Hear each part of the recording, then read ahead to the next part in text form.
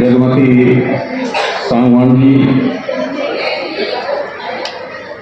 शबनम हाशमी जी तथा यहाँ पर उपस्थित सभी साथियों, भाइयों व बहनों,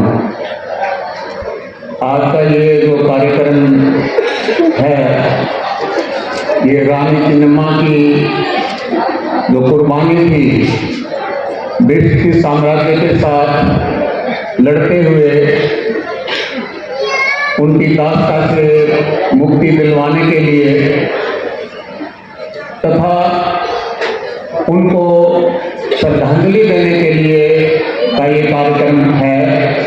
लेकिन कुल मिलाकर के इसका जो निचोड़ निकलता है वो ये है कि आज का भारत की तुलना गुलाम भारत के साथ करी जा रही है, जो कि बहुत ही दुखद है, बहुत ही शर्मनाक है, बहुत ही खतरनाक है। दुनिया का सबसे बड़ा प्रजातंत्र आज इस हालत में है कि उसकी तुलना ब्रिटिश साम्राज्य के अंदर नीचे जो गुलाम भारत था उसके साथ तुलना करी जा रही है, हो रही है।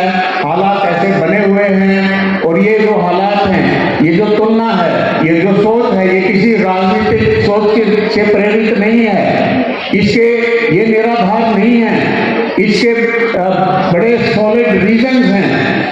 80 करोड़ जनता जो है देश की, वो मुफ्त अनाज के भरोसे पर जिंदा है। श्वेत क्रांति, हरित क्रांति, पिंक रिवॉल्यूशन के बाद हालात ये है कि देश जो है भूखमरी का शिकार है। ये जो दावे के साथ कहते हैं कि 80 करोड़ लोगों को हम मुफ्त का अनाज दे रहे हैं, ये गर्व की बात नहीं है, ये शर्म की बात है।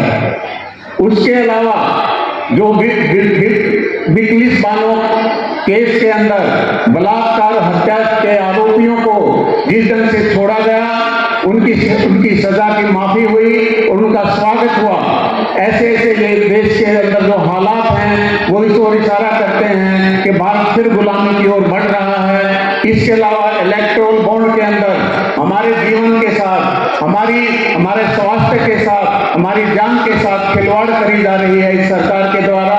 जो दागी फार्मा कंपनियां थी उनसे चंदा लिया जा रहा है और उसके बदले में उनके ऊपर से जो केस थे उनको हटाया जा रहा है। उसके अलावा आप देखिए, पिछले साल जो आंदोलन चला था महिला पहलवानों का इस देश की राजधानी के अंदर FIR करवाने के लिए, जहां पर सर्वोच्च न्यायालय भी है, जहां पे मानवाधिकार आयोग भी है, महिला आयोग भी है, देश की राजधानी है, राष्ट्रपति वहां बैठते हैं। FIR दर्ज करवाने के लिए देश के चीफ सर्वोच्च न्यायालय को इंटरवीन करना पड़ा था। ये हालात हमारे देश के अंदर हुए हैं और उसी में हरियाणा के अंदर भी एक खेल मंत्री संदीप सिंह ने एक महिला जो एथलीट के साथ यौन शोषण का आरोपी, उसका सरकार ने बचाव ही नहीं किया।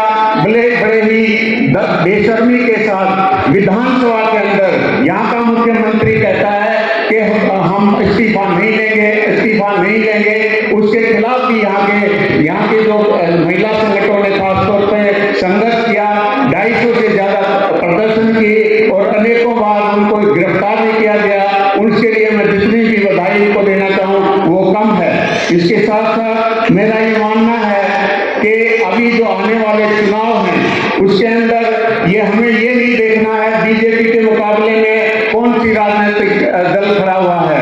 इस अन्यायी और इस गरीब और प्रजातंत्र विरोधी भाजपा को निपटाने के लिए एक ही हमारा वो होगा, ये जो चुनाव है आने वाला आम चुनाव जो है भाजपा और देश की आम जनता के बीच में होना चाहिए। हमने भाजपा को हराना है, हमने ये नहीं देखना कौन से दल का उम्मीदवार उनके सामने खड़ा है। जिसकी संभावना बनेगी जीतने की उसको हमारा वोट जाएगा।